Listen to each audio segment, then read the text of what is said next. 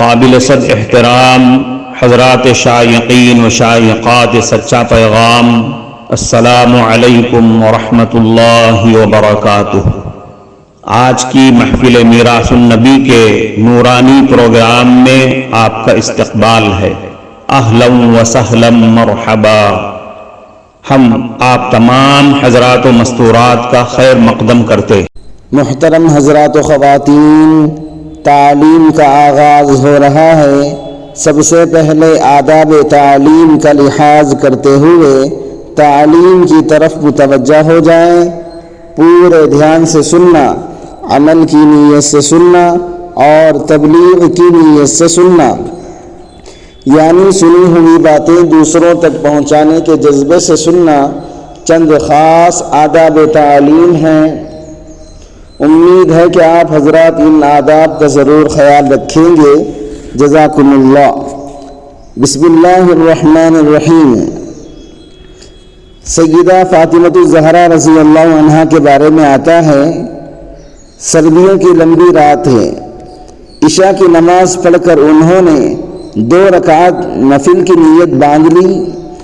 قرآن کریم میں ایسی لذت ملی، دل میں ایسی چاشنی تھی کہ قرآن پاک پڑھنے میں لطف آ رہا تھا۔ پڑھتی رہی، رکوع اور سجود میں لطف آ رہا تھا، جی چاہتا ہی نہیں تھا کہ سجدے سے سر اٹھائیں۔ چنانچہ جب 2 رکعتیں مکمل کر لیں اور دعا کے لیے ہاتھ اٹھائے تو دیکھا سحری کا وقت ہونے والا ہے۔ رونے بیٹھ گئیں، کہنے لگی، اے اللہ، تیری راتیں کتنی چھوٹی ہو گئیں، میں نے 2 رکعت پڑھی اور تیری رات مکمل ہو گئی۔ چنانچہ ان عورتوں کو راتوں کے چھوٹی ہونے کا شکوہ ہوا کرتا تھا۔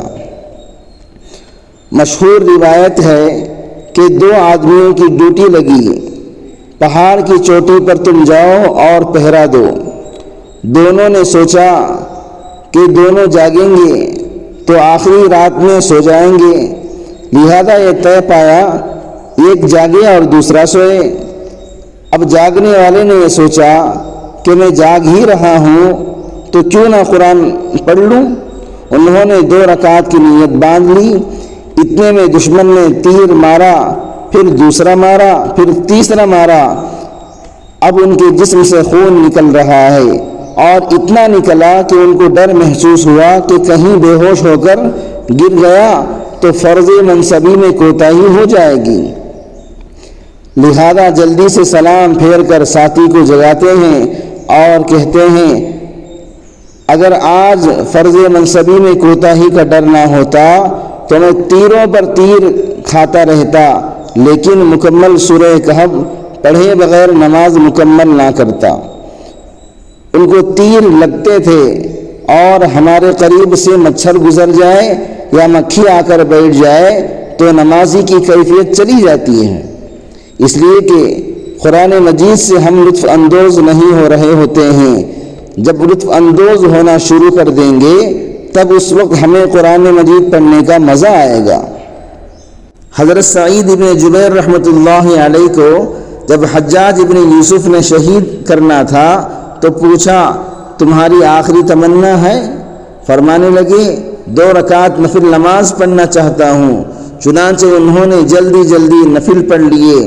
فرمایا، جی تو چاہتا تھا کہ لمبا قیام کروں، مگر دل میں یہ خیال آیا کہ تو یہ سوچے گا کہ موت کے ڈر کی وجہ سے نماز لمبی کر لی، اس لیے میں نے جلدی نماز پڑھ لی۔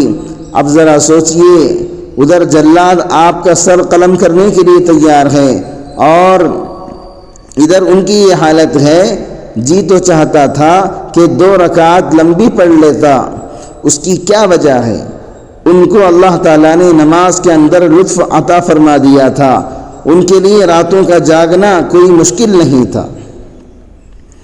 امام اعظم رحمۃ اللہ علیہ بھی دوپہر کو قیلولہ کی نیت سے سو جاتے تھے اور باقی پورا وقت عبادت میں گزار لیا کرتے تھے۔ یہ بات پہلے سمجھ میں نہیں آتی تھی، لیکن ذکر کے لائن میں لگنے کے بعد بالآخر سمجھ میں آ گئی کہ ہمارے مشائخ کو ساری زندگی عبادات کی توفیق کیسے مل جاتی تھی؟ اللہ تعالیٰ ان کی نیند کے وقت میں برکت دے دیتے تھے، چنانچہ تھوڑی دیر کی نیند ان کے جسم کو سکون دے دیتی تھی۔ نیند کا مقصد تو جسم کو راحت دینا ہوتا ہے کہ جسم تازہ دم ہو جائے اور پھر کام میں لگ جائے۔ اسی لیے حضرت مرشد عالم رحمۃ اللہ علیہ اپنے آخری ایام میں فرمایا کرتے تھے، اب میرے لیے دن اور رات کا فرق ختم ہو گیا ہے۔ معزز شائقین و شائقات سچا پیغام، آپ کو اندازہ لگ گیا ہوگا کہ یہ مضمون کتنا اہم ہے اور کس قدر فائدہ مند ہے۔ کم سے کم درجے میں سوشل میڈیا کے ذریعے سے بھی ہم اس کو زیادہ سے زیادہ شیئر کریں گے تو دعوت کے فریضے کی کوششوں میں ہم بھی اپنا کچھ حصہ ڈالنے والے بن سکتے ہیں۔